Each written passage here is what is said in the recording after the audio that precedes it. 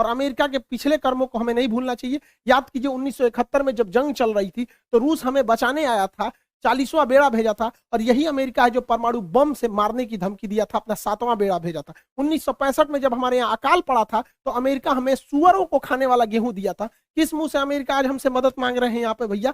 जब 370 लगा था तो इसमें 7 रूस ने हमारा दिया था। यूएनओ में कश्मीर में जब जब मुद्दा आया था तो यूएनओ कहता था कि वहां के लोगों से पूछिए क्या होगा, तो रूस वहीं पे रोक लगाता था। हम कैसे भूल सकते हैं रूस को? रूस ही हमें सबसे ज्यादा हथियार दिया। आज भी भारत में 80% हथियार रूस से ही आ जाते हैं, हम इसको नहीं भुला सकते हैं। 1998 में जब भारत ने अपना परमाणु बम परीक्षण किया था, पूरी दुनिया खिलाफ हो गई थी, रूस साथ खड़ा था। आपको याद है कि नहीं? इन दोनों की जोड़ियां, इन लोगों ने परमाणु परीक्षण किया था, उसके बाद कोई हमें आंख उठाकर नहीं देख सकता था। तो उस समय भी रूस की बात हम लोग को याद रहना चाहिए। 1999 में जब कारगिल की लड़ाई हुई थी तो अमेरिका ने अटल बिहारी वाजपेयी से कहा था कि हम परमाणु बम मार देंगे भारत के ऊपर। तो अटल बिहारी वाजपेयी ने कहा था कि हम आधा हिंदुस्तान खोने के लिए तैयार हैं, लेकिन हम वचन देते हैं कि सुबह का सूरज पाकिस्तान नहीं देख पाएगा। तो पाकिस्तान अमेरिका अपना परमाणु बम लेके भागा था। याद कीजिए अभिनंदन की जी का फाइटर पायलट जो थे, इनके ऊपर जहाज से जो स्ट्राइक किया गया था, वो जहाज भी पाकिस्तान को अमेरिका ने दिया था, F-16 जहाज।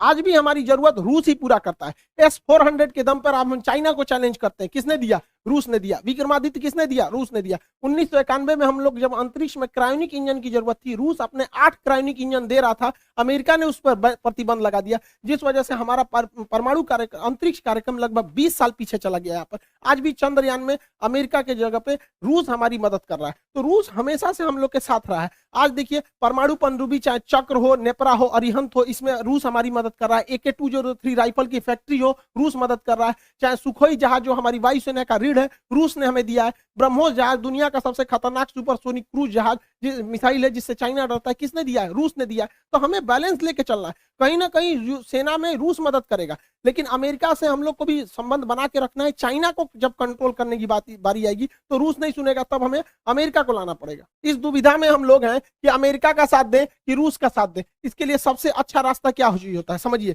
मान के चलिए हमारे 2 बहुत करीबी आदमी हैं, उन दोनों का ब्याह पड़ गया, वो कह रहा है कि हमारे ब्याह में आना, वो कह रहा है हमारे ब्याह में जाएगा। तो भैया हम एक में जाएंगे तो दूसरा से संबंध खराब हो जाएगा। एक काम करते हैं, कोई दिन हम अपने ब्याह कर लेते हैं, बातें खत्म हो जाएगा। भैया हम अपने ब्याह में बिजी थे। इसी वजह से सबसे अच्छा तरीका है, ना हम रूस के फेवर में जाएंगे और ना ही हम अमेरिका के फेवर में जाएंगे। सबसे अच्छा तरीका है मोदी जी को अपनी सेना को बोलिए कि गलवान घाटी में 2 किलोमीटर आगे घुस जाए।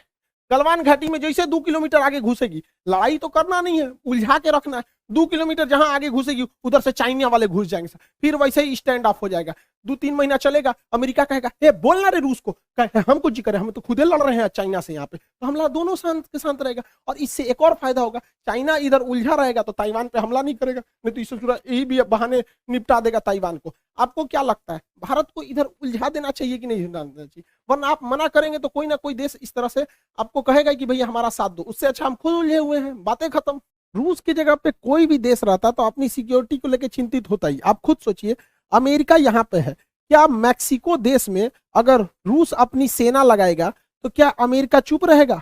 नहीं चुप रहेगा ना। कोई भी देश देखेगा कि आप यहाँ सेना लगा क्यों रहे। तो आप ही बताइए, अमेरिका अपनी नाटो सेना अगर यूक्रेन में लाएगा तो रूस के बॉर्डर से सटा देगा, तो रूस कैसे चुप रह सकता है? अपने देश पर बीतता है तो सबको खराब लगता है। आप ही बताइए, भारत है यहाँ पे, भारत के नीचे यहाँ श्रीलंका है। अगर पाकिस्तान अपनी फौज श्रीलंका में लगा देगा और श्रीलंका उसको परमिशन देगा तो भारत धोएगा कि नहीं धोएगा उसको? हम लोग को कैसे खराब लगता है? जैसे चाइना अपना स्ट्रिंग ऑफ पल्स लाता है यहाँ पे। तो हर देश को अपना सुरक्षा चिंता को ध्यान में रखना पड़ता है।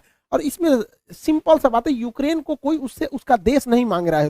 रूस का केवल यही करना है कि यूक्रेन डिसाइड एक लिखित दे दे कि वो कभी भी नाटो सेना में शामिल नहीं होगा। यूक्रेन को यह सोचना चाहिए कि नाटो में शामिल होने से अमेरिका को फायदा है, वो दुश्मनी निकालेगा रूस से। क्या जाता है यहाँ पे, पूरा देश बच जाता, उसके लोग मरने से बच जाते, क्या काम आया नाटो? तो यहाँ यूक्रेन को सोचना चाहिए कि बहुत ज्यादा जिद पालने से कोई खास फायदा नहीं होता है। और हमेशा एक चीज याद रखना चाहिए, यूक्रेन हो, हम हो या आप हो, हम अपना पड़ोसी नहीं बदल सकते, दोस्त बदल सकते हैं। इसलिए दोस्त से संबंध बने बिगड़े, लेकिन पड़ोसियों से हमेशा संबंध अच्छा रखना चाहिए, क्योंकि हमेशा काम पड़ोसी आते हैं। यूक्रेन का पड़ोसी रूस है और ये ना अमेरिका दोस्त है। तो हमेशा एक चीज को ध्यान रखना चाहिए, किला सुरक्षित करने के लिए पड़ोसी का सुरक्षित होना जरूरी है। यूक्रेन को हठधर्मिता छोड़नी चाहिए।